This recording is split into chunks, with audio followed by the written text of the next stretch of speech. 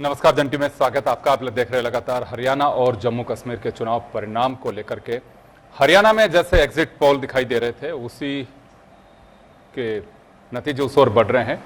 यहाँ बीजेपी अभी फिलहाल, लेकिन कहना जल्दबाजी होगा जब तक क्लियर पूरी तरह से तस्वीर साफ नहीं हो जाती, लेकिन फिलहाल ये कहा जा सकता है कि बीजेपी यहाँ से बाहर होती दिखाई दे रही है। और जम्मू कश्मीर के अगर चुनाव परिणाम की बात करें तो जम्मू कश्मीर में बीजेपी वहां पे जो गठबंधन है कांग्रेस और एनसी का, उससे पिछड़ रही है। लेकिन वहां पे सरकार का क्या समीकरण बनेगा ये देखने वाली बात होगी, क्योंकि अभी पूरी तरह से चुनाव परिणाम सामने में है। कुछ देर पहले ही अभी मैं सुधांशु त्रिवेदी को सुन रहा था, उनका जो बयान सामने आया है उसमें उनका कहना है कि इंतजार करना चाहिए, जल्दबाजी होगी अभी किसी भी तरह के नतीजे पर पहुंचने। चलिए, हमारे साथ सुरेश गर्ग जी, भाजपा राजस्थान के प्रवक्ता, इस वक्त मौजूद हैं।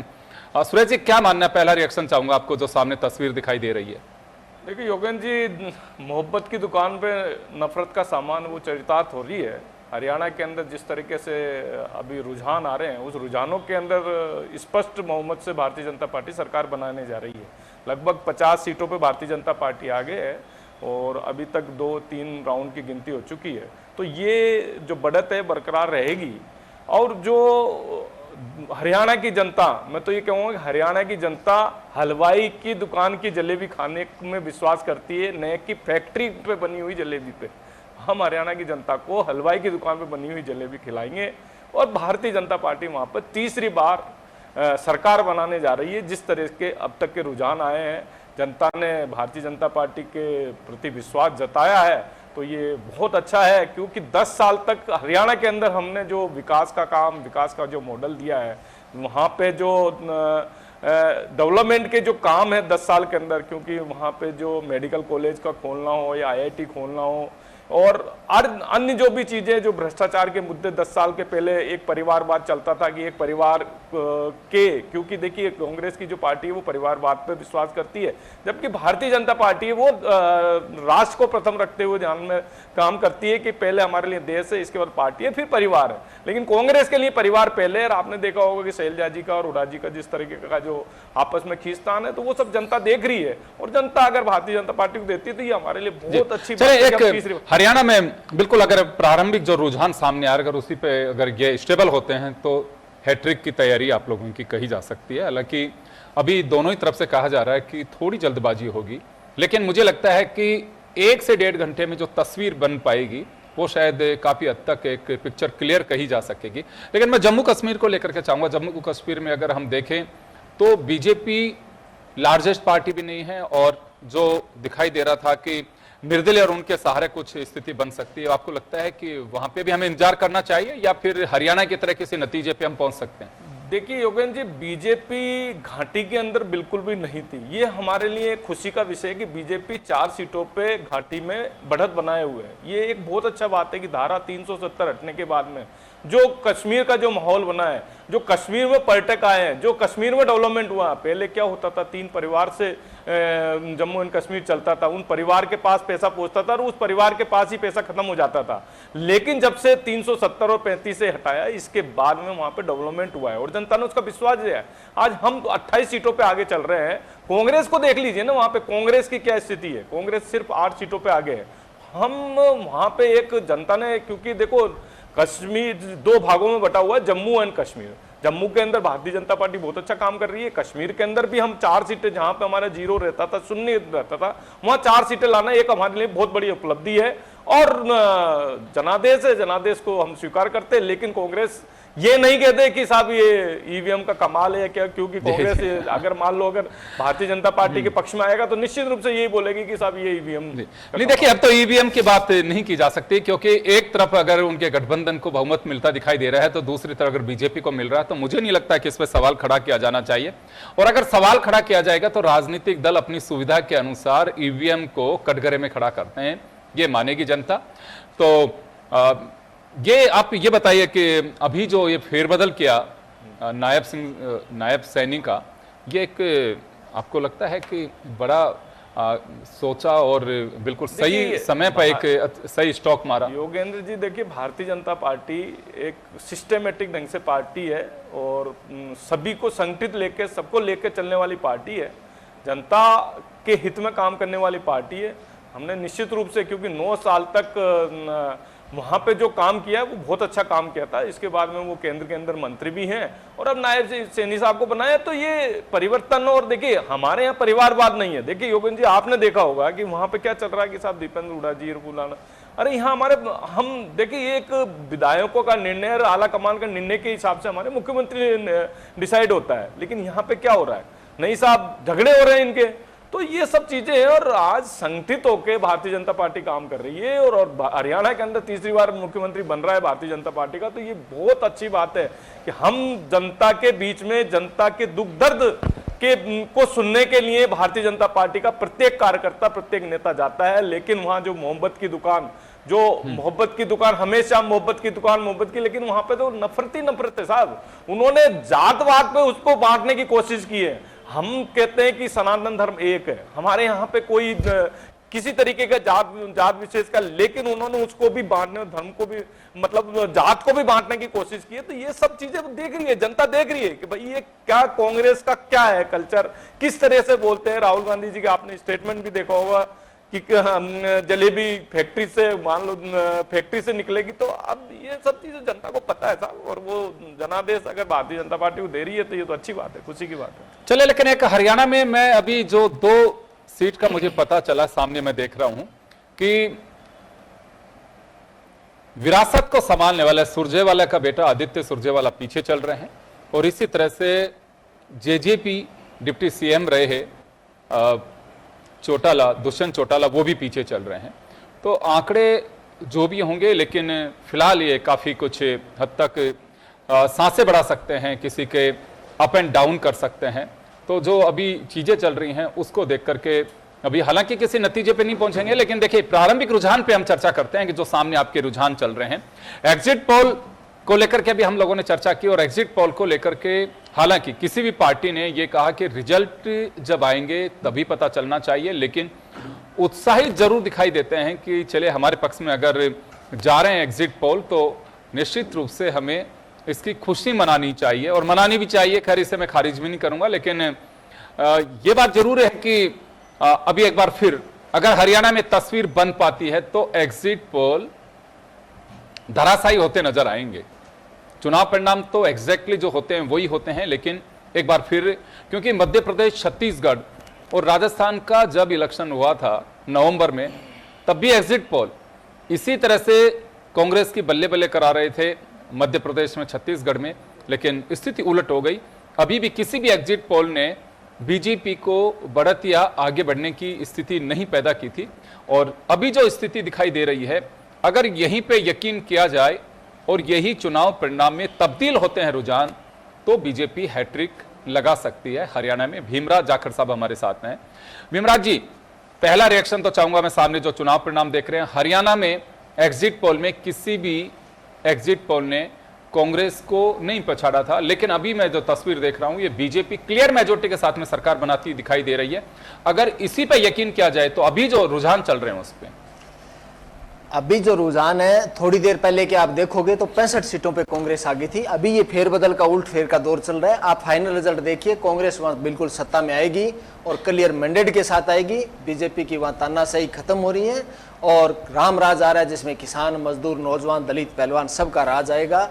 और इन्होंने जो कर्मकांड किए हैं उनका खुलासा जनता ने कर दिया, और दी एंड बीजेपी का होने जा रहा है। जेएनडीके में कांग्रेस गठबंधन के साथ सरकार बना रही है, और यहाँ कांग्रेस में आपको अभी विश्वास दिलाता हूँ, पहले भी देता हूँ, मैं जो एग्जिट पोल ये होता है, एग्जिट पोल जनता का होता है। लोकतंत्र में जनता से बड़ा कुछ नहीं होता, और जनता ने यह मन बना लिया कि कांग्रेस को लाना है, क्योंकि इनको जल, जंगल, जमीन और फसल और नस्ल बचानी है, तो कांग्रेस को लाना है, और वो कांग्रेस को लेके आ रहे हैं। और अभी ये चल रही है काउंटिंग के राउंड स्टार्ट हैं, और थोड़ी देर में देखिए ये पासा पलटता नजर आएगा, और किसान, मजदूर, नौजवान जलेबी खाते हुए नजर आएंगे। जी, लेकिन आप ये बताइए कि मुझे अभी आप कह रहे स्थितियां बदल जाएंगे, 65 तक कांग्रेस आगे चली गई थी, अभी दोपहर के 11 बजने वाले हैं, काफी स्थिति साफ हो जाती है। आपको काफी एक्सपीरियंस है, अभी आपको किसी चमत्कार का लग रहा है, या फिर काउंटिंग जो है अभी जहां पे काउंटिंग चल रही है, कांग्रेस के क्षेत्र हैं जहां से आपको बढ़त महसूस, एक आपको लगता है कि बढ़त मिलेगी, तो अभी उसके लिए आप इंतजार करेंगे? मैं आपको कह रहा हूं जो पहले राउंड चले हैं वो जहां तक मेरा एक्सपीरियंस है, मैं चुनाव में गया भी हूं और मैं हनुमानगढ़ जिले से बिलोंग करता हूं। हरियाणा मेरे बिल्कुल टच में है, 4-5 जिले तो, और बाकी महेंद्रगढ़, भिवानी और कैथल में राउंड करके आया हूं। तो जहां तक मेरा एक्सपीरियंस ये कहता है कि जो शहरी, जो पहले जो काउंटिंग हुई है शहरी राउंड की होगी, ग्रामीण क्षेत्र की अभी काउंटिंग आएगी। ग्रामीण क्षेत्र के अंदर जो वोटिंग हुई है वो शहरों से ज्यादा होगी और ग्रामीण क्षेत्र की वोटिंग कांग्रेस के पक्ष में हुई है और वही सत्ता परिवर्तन होगा। चलिए, जम्मू कश्मीर में एक बड़ी चौंकाने वाली बात में दिखाई दे रही है। जो बीजेपी के प्रदेश अध्यक्ष रैना वो पीछे चल रहे हैं, उमर अब्दुल्ला पीछे चल रहे हैं, महबूबा मुफ्ती की बेटी पीछे चल रही है। अभी जो प्रारंभिक रुझान सामने दिखाई दे रहे हैं उसमें तो खैर चलिए, चुनाव परिणाम में जनता जनार्दन होती है लोकतंत्र में और वही सब कुछ तय करती है। मैं चलिए, उमर अब्दुल्ला की एक बाइट आई है अभी जो प्रारंभिक रुझान आए हैं उसी के अंदर एक बार उमर अब्दुल्ला क्या कह रहे हैं इन रुझान पे। हालांकि मैं तस्वीर देख रहा हूं उसमें वो पीछे चल रहे हैं, लेकिन रुझान पे उनका रिएक्शन जरूर सुनना चाहेंगे।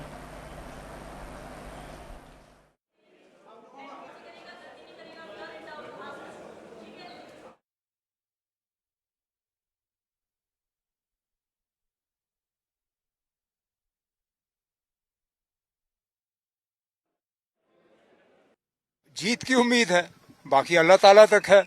और जो जम्मू कश्मीर के वोटरों ने फैसला किया है, आज दोपहर तक सारा पता चल जाएगा। कितनी उम्मीद रखेंगे कि एक ना ट्रांसपेरेंसी होगी, एक ट्रांसपेरेंसी तो होनी चाहिए। ट्रांसपेरेंसी की हम उम्मीद क्यों ना रखें? जमहूरियत में बिना ट्रांसपेरेंसी के क्या फायदा? जो भी होगा वो ट्रांसपेरेंट तरीके से होना चाहिए।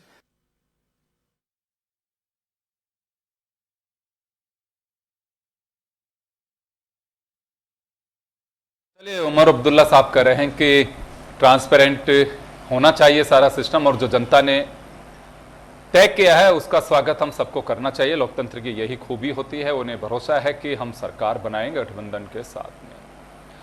तजस श्रुति चौधरी किरण चौधरी की बेटी हैं। उन्होंने अभी हाल ही में बीजेपी का दामन थामा था और वो आगे चल रही हैं। सुरेश जी, चमत्कार की उम्मीद अभी तो कांग्रेस को कि पासा बदल जाएगा एकदम। देखो, चमत्कार तो बिल्कुल कांग्रेस को होना ही चाहिए। जब जलेबी हलवाई की दुकान की बजाय फैक्ट्री में बनेगी तो चमत्कार तो होना ही चाहिए। अभी ये रामराज की बात कर रहे हैं, हाँ बिल्कुल निश्चित रूप से हरियाणा में रामराज जाएगा। तीसरी बार भारतीय जनता पार्टी की सरकार बनाएगी।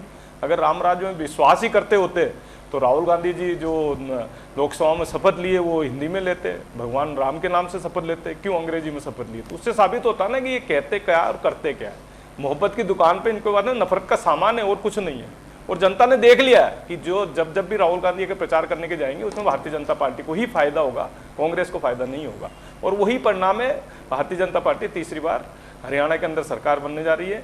और जहां तक जम्मू एंड कश्मीर में है, जम्मू एंड कश्मीर में भी इनको खुद को सोचने का विषय है कि उनके पास में भारतीय जनता पार्टी फिर भी 25-26 सीटों पे आगे चल रही है और कांग्रेस का वहां पे अस्तित्व नहीं है, 8 सीटों पे आगे चल रही है। तो कांग्रेस को मंथन करने की आवश्यकता है जी। कांग्रेस लेकिन सुरेश जी, यह एक मेरा सवाल होगा कि आप इसी से संतुष्टि और सेटिस्फेक्शन आप लोग या सेक्रीफाइस कहूं कि कांग्रेस पीछे चल रही है उसी से, क्योंकि इनका तो गठबंधन था, वहां पे कम सीटों पे चुनाव लड़ी है। नहीं योगेंद्र जी, भारतीय जनता पार्टी उस पर नहीं, भारतीय जनता पार्टी तब भी संतुष्ट होती है जब हमारा शासन होता है। हम अधिकांश राज्यों में, हिंदुस्तान के अधिकांश राज्यों में शासन कर रहे हैं। आज कांग्रेस की अगर मालूम कहें तो 3 राज्यों में सरकार है, हमारी आज 16-17 राज्यों के अंदर सरकार है। तो ये भारतीय जनता पार्टी देखो परिवारवाद से हटके काम करती है, जनता के हित में काम करती है। जनता जो चाहती है वो हम जनता को देते हैं। आज 25 करोड़ अगर गरीब परिवार से बाहर, गरीबी रेखा से बाहर आते तो ये मोदी जी की देन है।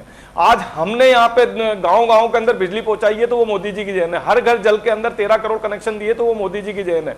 सड़कों का जाल बिछाया तो वो मोदी जी की देन है। आज इंफ्रास्ट्रक्चर में अगर 11 लाख करोड़ रुपए का खर्चा कर रहे हैं तो वो मोदी की लोन है, उसमें रोजगार के अवसर बढ़े। आज RBI के आंकड़े बोलते हैं कि 18 करोड़ हमने रोजगार के अवसर प्रदान किए, 44 करोड़ अगर मुद्रा लोन दिए तो उससे रोजगार बने।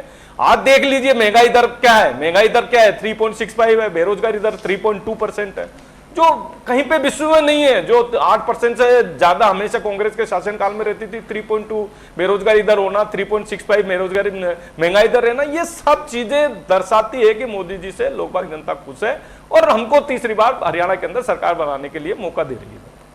जी भीमराज जी, आपने सुना, देखिए बीजेपी का कोई हिडन एजेंडा नहीं, आज भी चेहरे के रूप में, हालांकि नायब सैनी का जिक्र किया, वहां पे फेस भी रखा है, कोई हिडन वो नहीं था, लेकिन वोट पूरी तरह से हरियाणा सरकार से भी ज्यादा भरोसा केंद्र की सरकार और प्रधानमंत्री नरेंद्र मोदी के नेतृत्व पर बीजेपी के तमाम नेताओं ने भरोसा किया।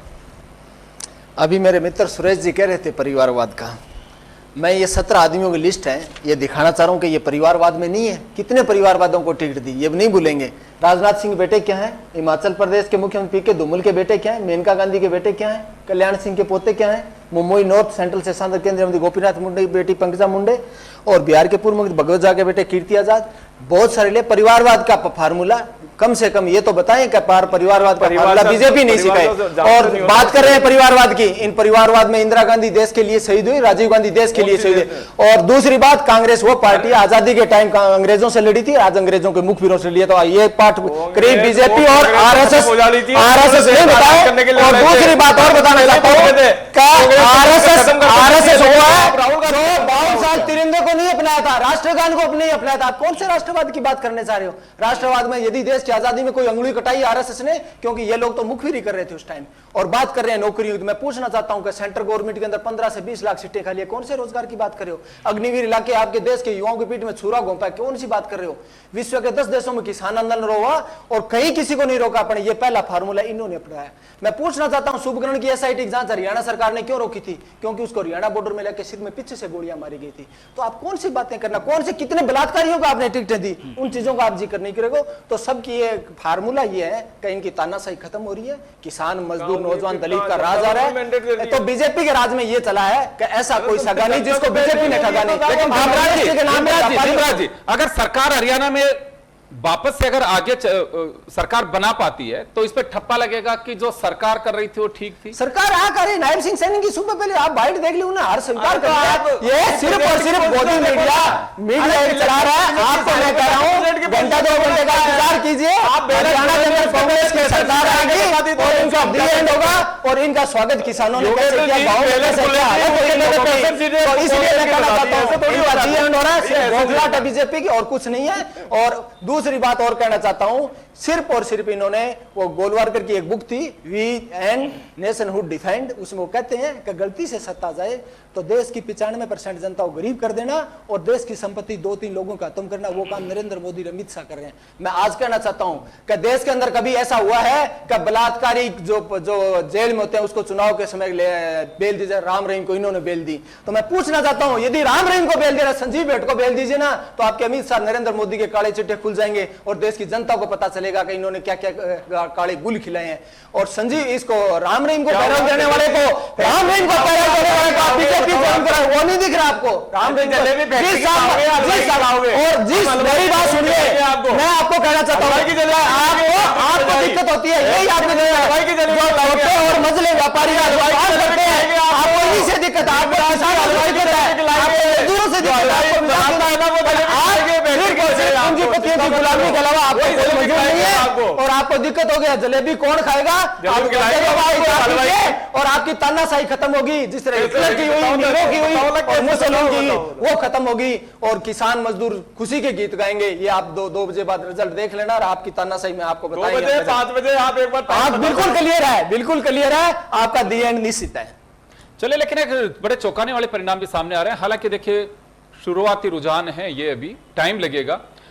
अनिल विज पीछे चल रहे हैं, अनिल विज 1200 वोट से पीछे चल रहे हैं, विनेश फोगाट 2000 वोट से पीछे चल रही है। मैं ये दोनों ही आपके स्टार कैंपेनर थे, मैं दोनों से जानना चाहूंगा। सुरेश जी, अनिल विज भी पीछे चल रहे हैं? हाँ, अभी पहले स्टार्टिंग में आगे चल रहे थे, अभी पीछे चल रहे हैं। लेकिन मेरा मानना है कि जिस तरीके हरियाणा की जनता ने हमें मैंडेट दिया, तो निश्चित रूप से अनिल विज जी भी जीत के आएंगे, इसमें कोई दुराई नहीं है। अभी करीबन 300 साढ़े 300 वोटों से पीछे चल रहे हैं वो, चुनाव आयोग की जो साइट है उसके अंदर। तो अभी वहाँ जो अम्बाला कैंट की जो गणना है वो 3 राउंड की हुई है और टोटल वहाँ पे 15 राउंड की गिनती है। तो काफ़ी सारी मतगणना अभी बाकी है और निश्चित रूप से अनिल विज जी भी जीत के आए। जी, विनेश फोगाट तो आपके कैंपेनर, वो भी पीछे चल रही, यानी कि अभी अगर इनके परिणाम का हमें इंतजार करना चाहिए तो एग्जिट पोल की साख का भी हमें इंतजार करना चाहिए। फिर मैं आपको कह रहा हूं, विनेश फोगाट एक किसान की बेटी है और उसने बिल्कुल स्ट्रगल किया है और एक तानाशाहों के खिलाफ स्ट्रगल किया है और उसका रिजल्ट, और उसने तानाशाही से लड़ाई की। आप देखना, विनेश फोगाट को ज्यादा पीछे नहीं है और जीत के आएगी और विधानसभा के अंदर आपको देखने को मिलेगी। जी, चलिए, एक आधार क्या लगता है आपको कि सरकार बनाई जा रही है? बीजेपी को आप लोग रोक देंगे? अभी हालांकि आधार मैं बता देता हूं, हरियाणा कृषि प्रधान देश है और एनसीआर का 50% हिस्सा करीब करीब हरियाणा के अंदर आता है। और एनसीआर के अंदर जो व्यापारी हैं, जिनकी छोटी फैक्ट्रियां हैं, छोटे कारोबारी है, वो लोग हैं और मजदूर लोग हैं। तो जिनकी नौकरियां चली गई, जिनकी खेती चली गई और जिनका व्यापार खराब हो रहा है, वो लोग इनसे दुखी हैं। वो लोग ही सत्ता परिवर्तन करेंगे। आपने देखा होगा गांव गांव डानी डानी क्या हाल हो रहा है बीजेपी का, और वो ही सत्ता परिवर्तन की लहर है। चले, कांग्रेस को भरोसा कि सत्ता परिवर्तन की लहर है और सत्ता बदलेगी, अभी भी भरोसा है। हालांकि जो अभी सामने रुझान स्क्रीन पे दिखाई दे रहा है 48-35, 48 भाजपा के खाते में जाती दिखाई दे रही है और 35 कांग्रेस के खाते में। हरियाणा में 6 पे अन्य है। और ये चुनाव परिणाम अगर स्टैंड करते हैं तो बीजेपी की हैट्रिक लग सकती है। फिलहाल उसे आगे कहा जा सकता है, लेकिन जम्मू कश्मीर में जैसी उम्मीद बीजेपी को लग रही थी कि निर्दलीय के भरोसे या दूसरों के भरोसे सरकार बना पाएंगी, अभी तक गुलाम नबी आज़ाद के लिए भी कोई खुशखबर नहीं है कि उनकी कोई सीट आती दिखाई दे रही है। उनका भी कोई अभी कहीं पे भी मीडिया रिपोर्ट्स में उसकी जानकारी नहीं है। बीजेपी 28 पे आगे चल रही है, लेकिन एनसी 39 और कांग्रेस 8 पे आगे चल रही है, पीडीपी 4 पे आगे चल रही है। तो इंडिया गठबंधन अगर मिलकर के यहाँ सरकार बनाता है तो सरकार बनाई जा सकती है। ये धारा आर्टिकल 370 के रिमूव करने के बाद पहली सरकार होगी और पहली सरकार के लिए चुनौतियां तो होंगी ही। माना जा रहा था कि बीजेपी का एक सकारात्मक वहां कदम रहा है और बीजेपी सरकार बनाएगी। हालांकि भरोसे ये भी चर्चाएं रही कि राशिद इंजीनियर को एक जो 2 दिन पहले कांग्रेस और एनसी ने, पीडीपी ने आरोप लगाया कि राशिद इंजीनियर बीजेपी की गोद में बैठे हुए हैं। अब वो क्या इतना असर दिखा पा रहे हैं, लेकिन मुझे उनका भी ज्यादा असर दिखाई नहीं दे रहा है। दोनों राज्यों में आंकड़ों की अगर हम बात करें तो आप स्क्रीन पे साफ देख रहे होंगे कि हरियाणा में बीजेपी की हैट्रिक लग सकती है अगर यही चुनाव परिणाम आते रहे तो और आगे रहते हैं तो। लेकिन कांग्रेस को उम्मीद है कि हमें इंतजार करना चाहिए और भरोसा करना चाहिए कि तस्वीर जरूर बदलेगी। तो खैर चलिए इस कड़ी में इंतजार करने के लिए फिलहाल हरियाणा के मुख्यमंत्री नायब सिंह सैनी का बयान अभी आया है सामने, और नायब सिंह सैनी क्या कह रहे हैं इन चुनाव परिणाम पर, आइए सुनते हैं।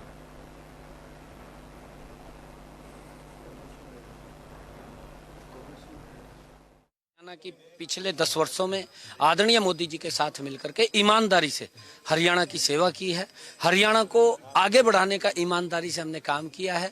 हम एग्जिट पोल के ऊपर क्वेश्चन मार्क नहीं लगाते, परंतु उनका जो रिजल्ट है, रिजल्ट देखने को कुछ और मिलते हैं। हरियाणा के अंदर भी सेम रिजल्ट मिलेंगे। सरकार भारतीय जनता पार्टी की बन रही है, बिल्कुल तीसरी बार बन रही है।